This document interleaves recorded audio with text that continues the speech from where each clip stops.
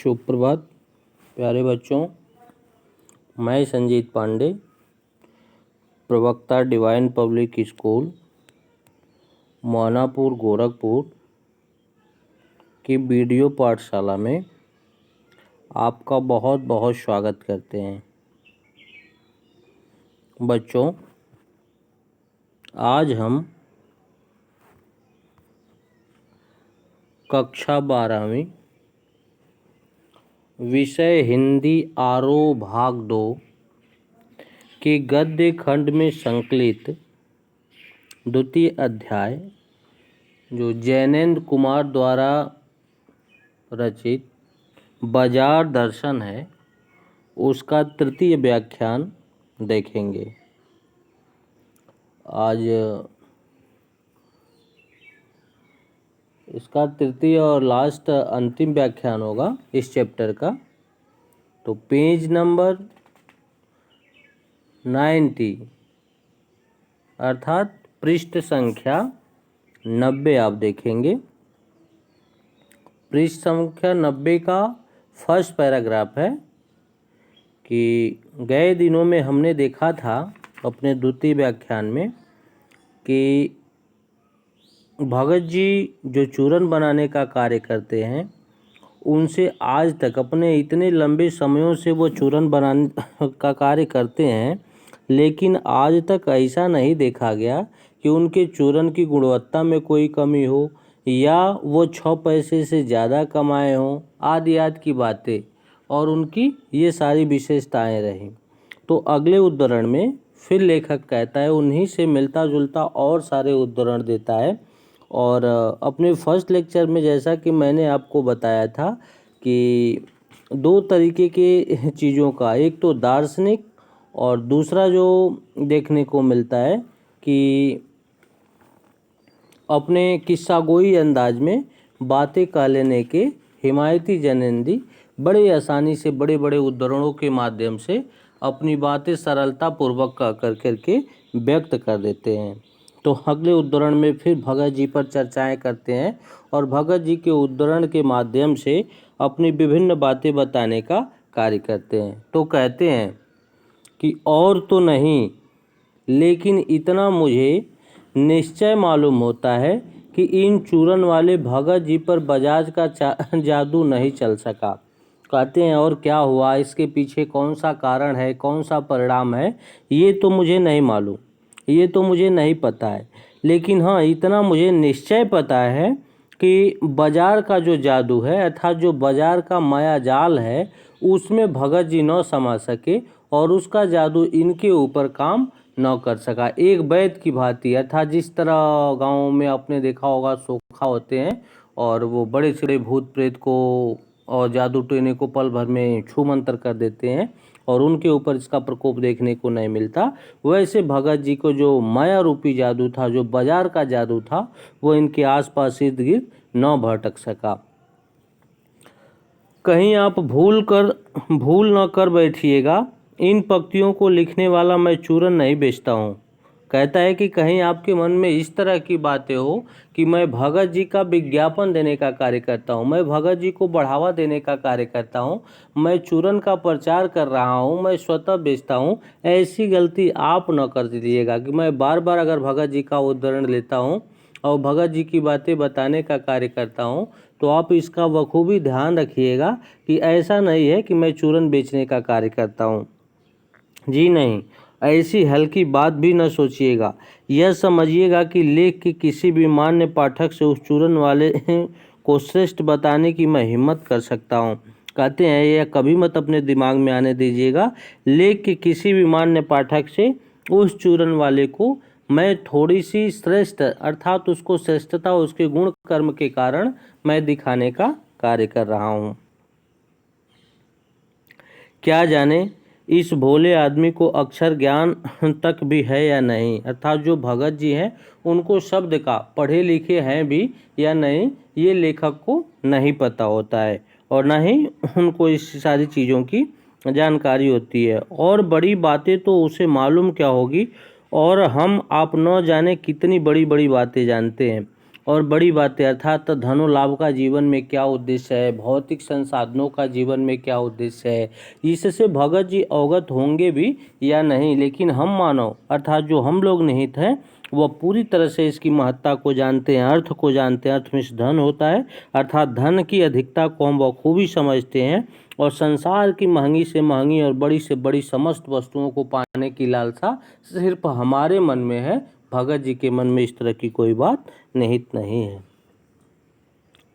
इससे यह हो सकता है कि वह चूरन वाला भगत हम लोगों के सामने एकदम ना चीज आदमी हो, अर्थात जो हम चाहते हैं, जो हम सोचते हैं, जो हम पाते हैं, जो हम करते हैं, हमारी सोच के आगे भगत जी की जो विभिन्न इच्छाएं और जो आमदनी है वो एकदम ना चीज अर्थात किसी न के बराबर है। लेकिन आप पाठकों की विद्वान श्रेणी का सदस्य होकर भी मैं यह स्वीकार नहीं करना चाहता हूँ कि इस अपदार्थ प्राणी को वह प्राप्त है जो हम में से बहुत को कम शायद प्राप्त हो।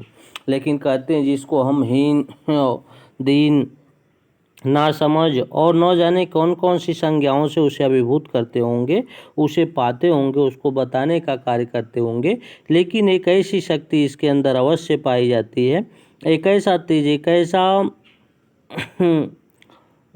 वो बल इसके अंदर अवश्य पाया जाता है जो बहुतों के कम है और वो इसी में अर्थात हमारे आप में तो एकदम नहीं पाया जाता है। उस पर बाजार का जादू वार नहीं कर पाता, माल बिछा रहता है और उसका मन अडिग रहता है। पैसा उससे आगे होकर भीख तक मांगता है कि मुझे ले लो, लेकिन उसके मन में पैसे पर दया नहीं समाती। अर्थात ऐसा अपने जीवन में लेखक कहता है कि ऐसा व्यक्ति मैंने अपने जीवन में पहली बार देखा कि पैसा उसके सामने खड़ा होकर के गिड़गिड़ाता है कि हमें ले लो, हमें ले लो, लेकिन वह ऐसा करने के लिए जरा सा भी तत्पर नहीं होता है। माल बिछा रहता है और उसका मन अडिग रहता है। पैसा उससे आगे होकर भीख मांगता है कि मुझे ले लो, लेकिन उसके मन में पैसे की दया नहीं समाती। वह निर्मम व्यक्ति पैसे को अपने आहत गर्व से बिलखता ही छोड़ देता है। अर्थात वह ऐसा व्यक्ति है कि उसके मन में जरा सी भी दया नहीं है और जरा सा भी दया का भाव उसके मन में नहीं दिखाई देता है। निर्मम मीन्स होता है कि ममता रहित, जिसके अंदर कोई ममता नहीं होती है, जिसके अंदर कोई किसी चीज़ के प्रति प्रेम भाव नहीं होता है, ऐसा व्यक्ति जो होता है उसको निर्मम व्यक्ति कहा जाता है, जो प्रेम रहित होता है। कि निर्मम ही होगा जो इसके गर्व के हक में बिलखता छोड़ देता है। ऐसे आदमी के आगे क्या पैसे की व्यंग शक्ति कुछ भी चलती होगी? अर्थात ऐसा आदमी क्या पैसे की व्यंग शक्ति को समझता होगा? क्या वह शक्ति कुंठित रहकर सजल ही न हो जाती होगी? अर्थात वह कुंठित में व्यर्थ होता है कि अपने आप को इस तरह से सुन कर करके और फिर वहीं उसका अंत हो जाता होगा। पैसे की व्यंग शक्ति ही सुनिए, वह दारुण है। दारुण मीन्स भयंकर होता है। तो कहता है लेखक कि पैसे की व्यंग शक्ति को आप समझने का प्रयास करिए कि वह दारुण है, अर्थात वह व्यर्थ है। मैं पैदल चल रहा हूँ कि पास ही धूल उड़ाती निकल गई मोटर, वह क्या निकली मेरे कलेजों को कौती एक कठिन व्यंग की लीक की आर से पार हो गई। कहता है कि व्यंग हमारे और आपके मन में इस तरह के ख्याल आते हैं कि भौतिकवादी सुखों में एक मोटर गाड़ियों का भी उल्लेख होता है और कहता है कि हमारे आसपास से जब हम कहीं चल रहे होते हैं, रास्ते पे, सड़क पे, रोड पे कहीं जा रहे होते हैं और अगल बगल से कोई बड़ी सी गाड़ियां आकर के हमारे ऊपर कीचड़ धूल आदि उछाड़ती हुई चलती चली जाती है, तो उसको देख करके हमारा कलेजा फटने लगता है कि काश ये मेरे पास होती, इस पर मैं सवार होता, ये सारे सुख सुविधाएं हमारे पास उपलब्ध होते। लेकिन भगत के मन में ऐसा कोई ख्याल नहीं होता है। जैसे किसी ने आंखें में उंगली देखकर दिखा दिया हो कि देखो उसका नाम है मोटर और तुम उससे वंचित हो। अर्थात जो हमारे बगल से मोटर गया है वो हमारे मन में इस तरह से कौध जाएगा कि जैसे किसी ने हमको उंगली से इशारा करते हुए उसकी तरफ दिखाने का कार्य करता हो कि देखो ये जो अभी अभी तुम्हारे बगल से गया है इसको मोटर कहते हैं और ये इतना महंगा मिलता है, ये तुम्हारे बस के बाहर की बात है।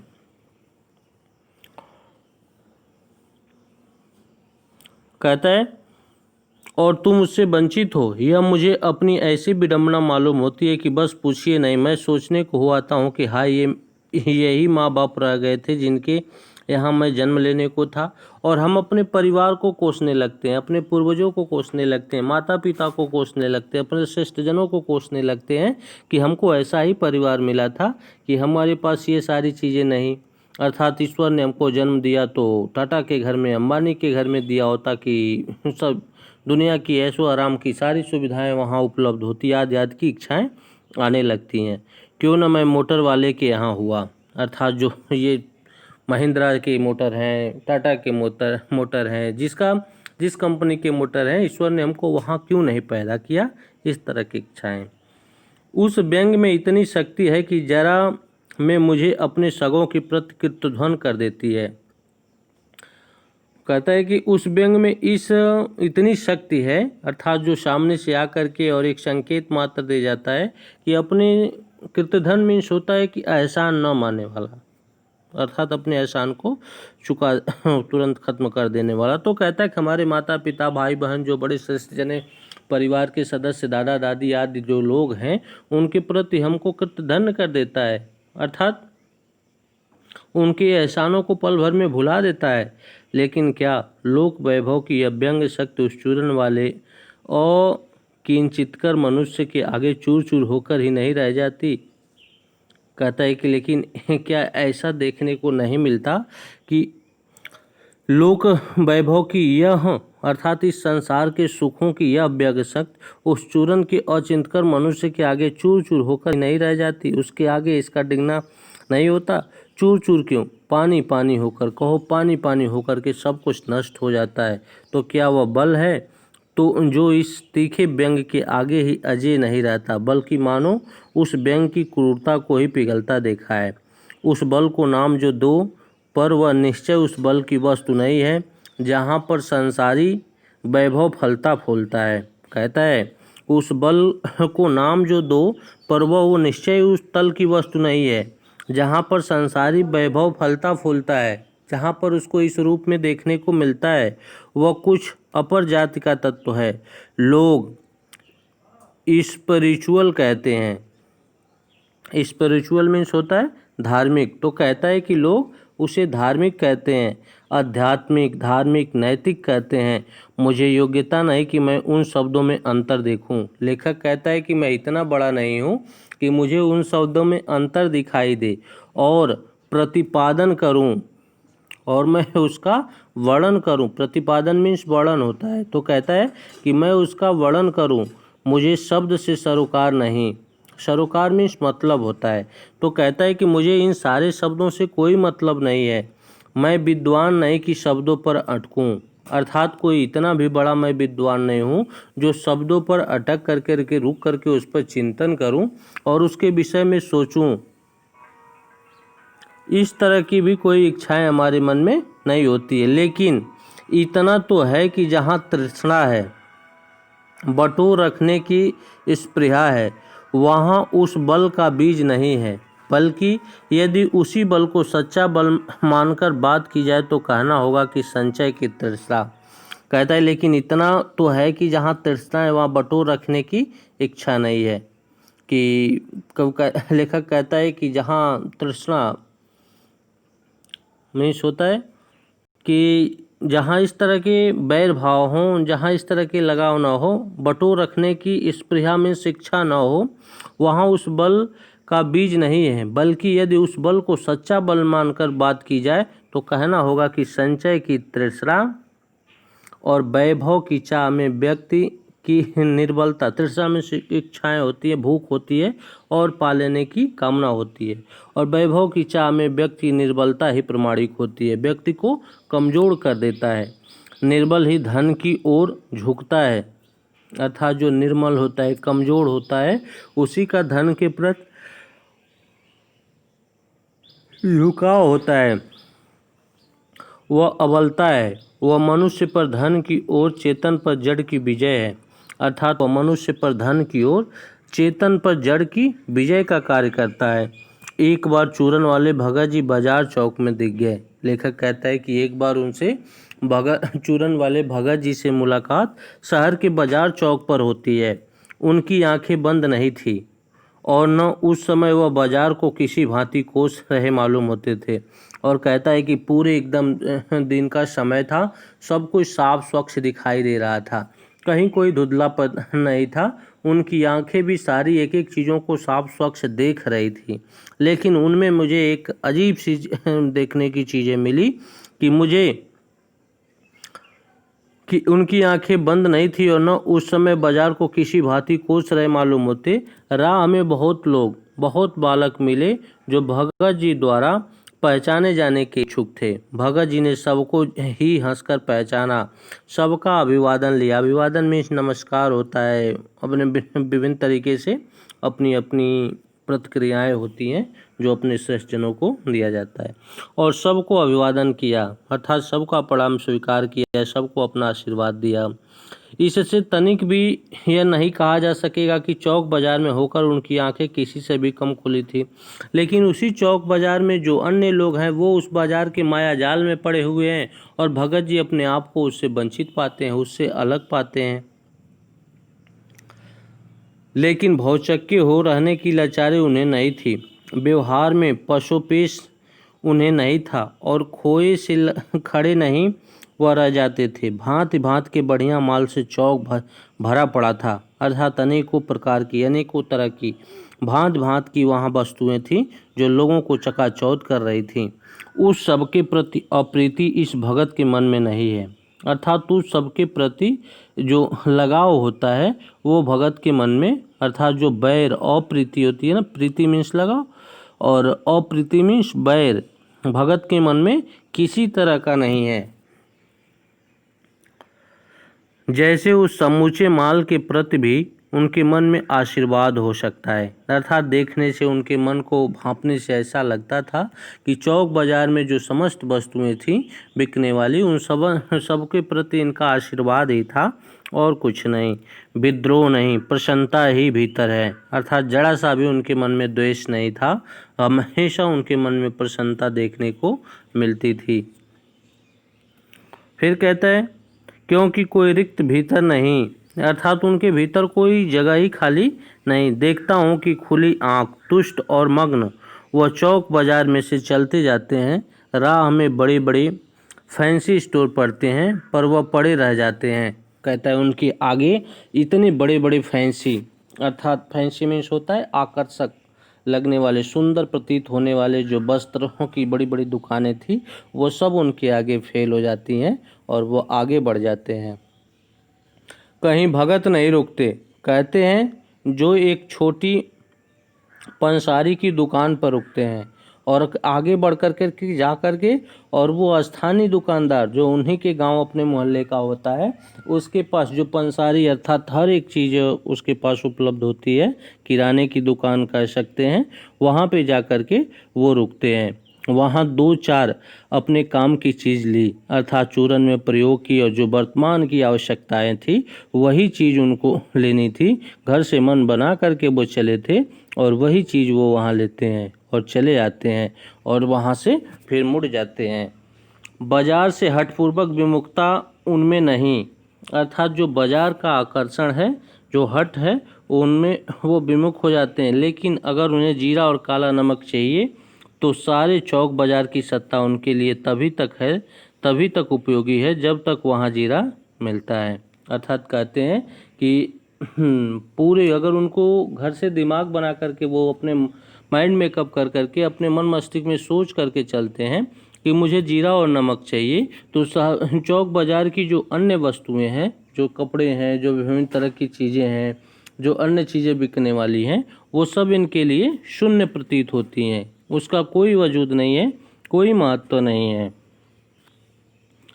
फिर इनको वही वस्तु चाहिए होती है।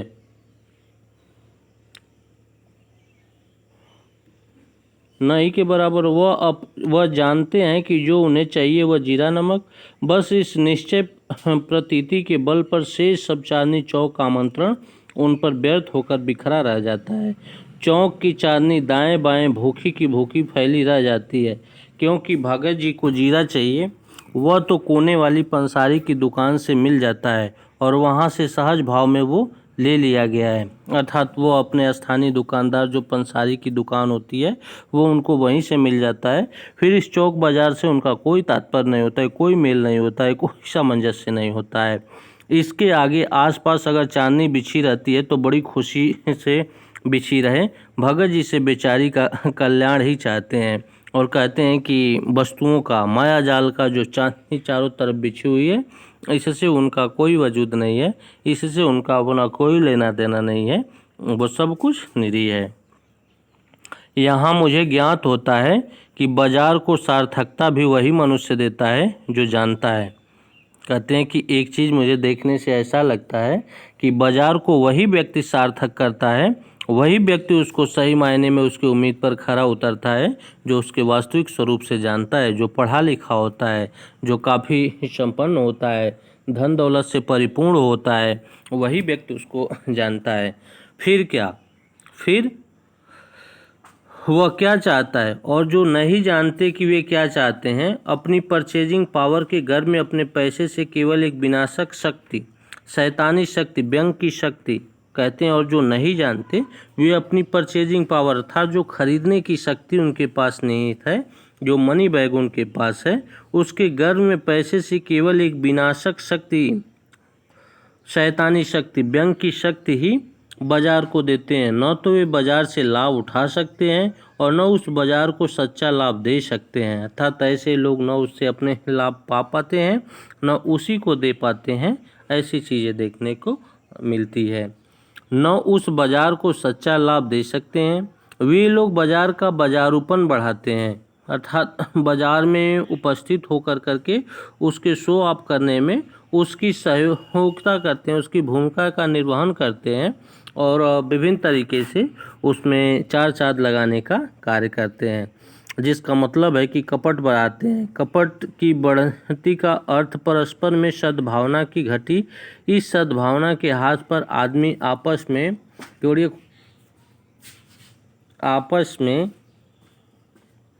कपट बढ़ाते हैं। कपट की बढ़ती का अर्थ परस्पर में सद्भावना की घटी, इस सद्भावना के हाथ पर आदमी आपस में भाई भाई और सुहृदय और पड़ोसी फिर रह ही नहीं जाता और आपस में कोरे ग्राहक और बेचक की तरह व्यवहार करते हैं, अर्थात जब हमारे अपने वहाँ नहीं होते हैं तब इनसे हमको इस तरीके की चीज़ें देखने को मिलती है कि दोनों में भिन्नता का सामंजस्य दिखाई देता है और ग्राहक और बेचक का जो संबंध होता है वही सिर्फ रह जाता है, मानो दोनों एक दूसरे को ठगने की घात में हों। कहता है ऐसा प्रतीत होता है कि ग्राहक सोचता है कि हम दुकानदार को ठग दें और दुकानदार सोचता है कि हम ग्राहक को ठग दें।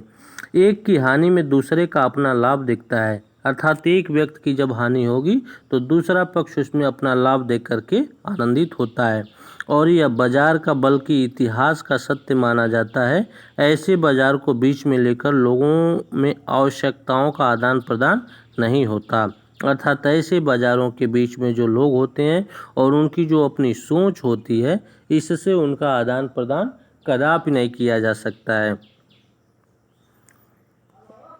शोषण आवश्यकताओं का आदान बल्कि शोषण होने लगता है, तब कपट सफल होता है, निष्कपट शिकार होता है। ऐसे बाजार मानवता के लिए विडंबना और जो ऐसे बाजार का पोषण करते हैं, जो उसका शास्त्र बना हुआ है वह अर्थशास्त्र सरासर औधा है, वह मायावी शास्त्र है, वह अर्थशास्त्र और नीति शास्त्र के रूप में वर्णित होता है।